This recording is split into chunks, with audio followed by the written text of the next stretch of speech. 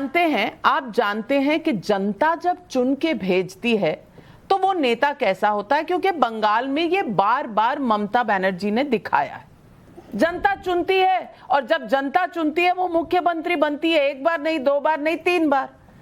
लेकिन मोदी जी एक बार 282 सीटों के साथ आए, एक बार 303 सीटों के साथ आए, लेकिन फिर भी उनके लोकतंत्र के राइट्स के ऊपर हमेशा एक सवालिया निशान लगाया जाता है। ऐसा क्यों है डॉक्टर शांतनु सेन? हाँ। अभी आपका सवाल का जवाब हम देना चाहते हैं। इसके पहले सुधांशु जी को हम ये याद दिलाना चाहते हैं, आप बड़ा बड़ा बात कर रहे हैं।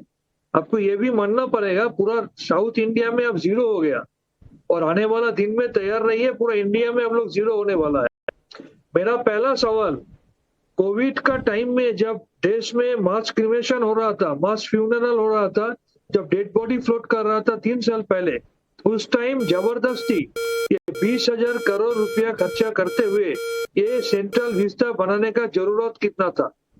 Number 2, we are celebrating 75th year of independence.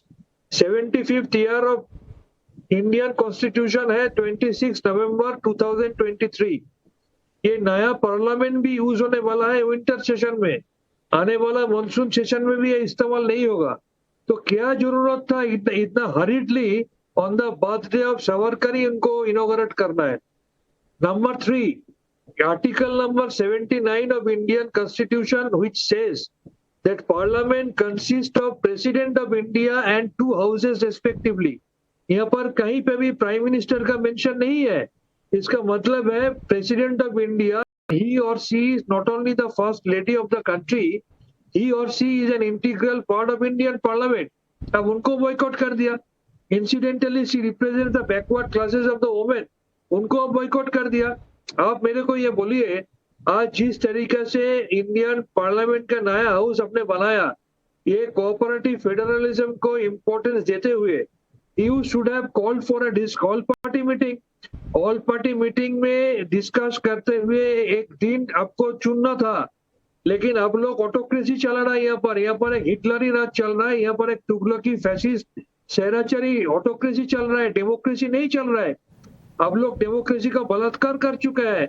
अब लोग इंडियन पार्लियामेंट्री जो बेसिक एसेंस है उसको खत्म कर चुका है। 4 सवाल आपने पूछे, सुधांशु त्रिवेदी जी इन चारों सवालों के जवाब दे दीजिए, क्योंकि डॉक्टर शांतनु सेन ने बहुत ही बेसिक सवाल पूछे हैं। मैं सोनल मानसिंह जी, मैं आपके पास आ रही हूं क्योंकि सवाल पूछे गए हैं तो सुधांशु जी जवाब दे रहे हैं। सोनल मानसिंह जी बिल्कुल आ रही हूं आपके पास इसके बाद। सुधांशु, मैं ब्रीफ में जवाब दे देता हूं, एकदम संक्षेप में। इन्होंने कहा कि कोविड के समय कंस्ट्रक्शन क्यों किया गया। मैं पूछना चाहता हूं शांतनु सेन जी से, आपने 2021 के बाद सारी सड़कों का कंस्ट्रक्शन, सारी बिल्डिंगों का कंस्ट्रक्शन बंगाल में रुकवा दिया था।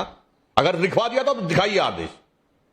और आप लोग भूल गए, महाविकास अघाड़ी की सरकार बंबई में उसी समय में विधायक निवास नया बनवा रही थी। विधायक निवास बनाना आवश्यक था। और अगर ये कह रहे हैं तो ये बताएं, क्या भारत में सारे कंस्ट्रक्शन रुक गए थे? अगर नहीं तो एक ही कंस्ट्रक्शन से क्यों प्रॉब्लम थी भाई?